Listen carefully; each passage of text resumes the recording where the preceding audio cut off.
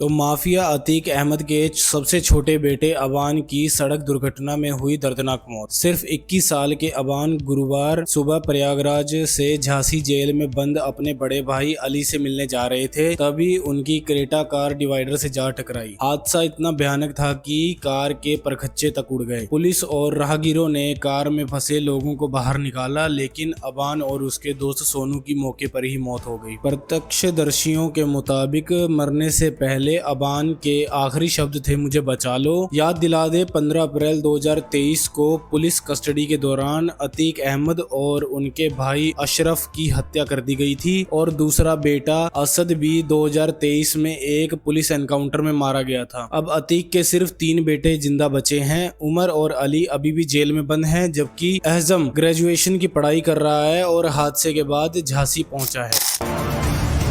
तो अमेरिकी राष्ट्रपति डोनाल्ड ट्रंप का बड़ा दावा, हमारे पास है हथियारों का विशाल जखीरा और नए हथियार भी बन रहे हैं तेजी से। सोशल मीडिया पर ट्रंप ने लिखा कि अमेरिकी रक्षा कंपनियां इतिहास में सबसे ज्यादा नए प्लांट और फैक्ट्रियां बना रही है, लेकिन ये बयान आया क्यों? दरअसल कुछ अखबारों में मीडिया रिपोर्ट्स के हवाले से दावा किया गया था कि अमेरिकी सेना के पास हथियार तेजी से खत्म होते जा रहे हैं, जिनमें थांड और ATACMS जैसी लंबी दूरी की मिसाइलें भी शामिल हैं। शायद इसी को जुठलाने के लिए ट्रंप ने यह बड़ा बयान दिया है। और सबसे कड़ा वार, ट्रंप ने सेना से जुड़ी सीक्रेट जानकारियां लीक करने वालों को दी सख्त चेतावनी। उन्होंने कहा कि ऐसे लोगों की पहचान की जा रही है, उन्हें लंबी जेल की सजा दी जाएगी। हालांकि ट्रंप ने यह साफ नहीं किया कि किस लीक की बात कर रहे थे वो।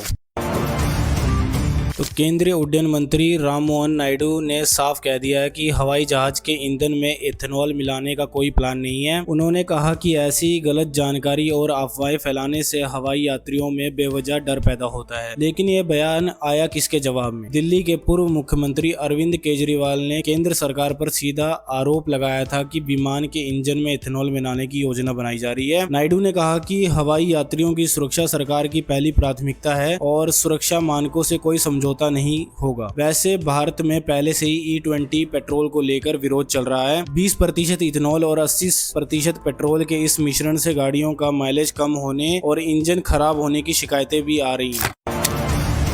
तो टीम इंडिया के खिलाड़ियों के लिए आ गया सबसे बड़ा फिटनेस टेस्ट। अब सिर्फ 10 मिनट में दौड़नी होगी 2 किलोमीटर। आयरलैंड और इंग्लैंड दौरे पर टीम के खराब प्रदर्शन के बाद BCCI ने बड़ा फैसला लिया है। फिटनेस पैरामीटर को बनाया गया और ज्यादा चैलेंजिंग। अब खिलाड़ियों को गुजरना होगा 2 टफ टेस्ट से। पहला ब्रोंको टेस्ट, जिसमें पहले 6 मिनट का समय मिलता था, अब सिर्फ 5 मिनट 15 सेकंड से लेकर 5 मिनट 20 सेकंड में पूरा करना होगा। इसके तुरंत बाद 2 किलोमीटर की दौड़ भी सिर्फ 9 से 10 मिनट में पूरी करनी होगी। और सबसे बड़ी बात, बार बार चोटिल होने और मांसपेशियों में खिंचाव यानी क्रैम्प्स की शिकायतों के बाद BCCI सेक्रेटरी देवजीत सैकिया और टीम मैनेजमेंट ने टीम के फिजियो कमलेश जैन से सीधा जवाब तलब किया है।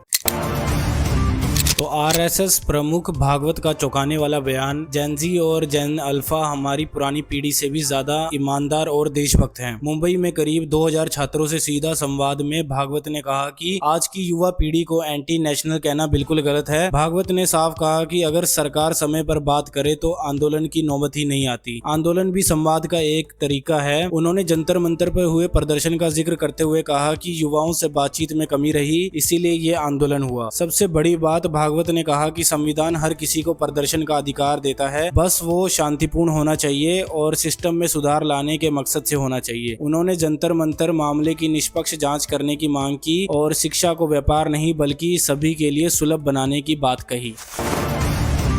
तो क्या बोलती पब्लिक, इसी नाम से देश भर में शुरू होने जा रहा है एक बड़ा अभियान। कोकरोच जनता पार्टी के फाउंडर अभिजीत दीपके ने महाराष्ट्र के संभाजी नगर में एक बड़ा ऐलान किया है। सितंबर से गांव-गांव, शहर-शहर जाकर युवाओं से सीधी बातचीत करेंगे। दीपके ने कहा कि बेरोजगारी देश की सबसे बड़ी समस्याओं में से एक है और इसे हम देशव्यापी मुद्दा बनाएंगे। उन्होंने शिक्षा व्यवस्था पर भी जमकर निशाना साधा। शिक्षा को मुनाफा कमाने का जरिया बना दिया गया है, हम इस व्यवस्था को बदलना चाहते हैं। और याद है दीपके की ताकत, नीट पेपर लीक को लेकर उनकी पार्टी ने जंतर मंतर पर लगातार 36 दिनों तक धरना किया था, 20 जून से 25 जुलाई तक। और इसी दबाव में तत्कालीन शिक्षा मंत्री धर्मेंद्र प्रधान को भी इस्तीफा देना पड़ा था। आपका हमारे चैनल पर बने रहने के लिए बहुत बहुत धन्यवाद। हमारे चैनल कर्म समाचार को लाइक, शेयर और सब्सक्राइब करना ना भूले दोस्तों।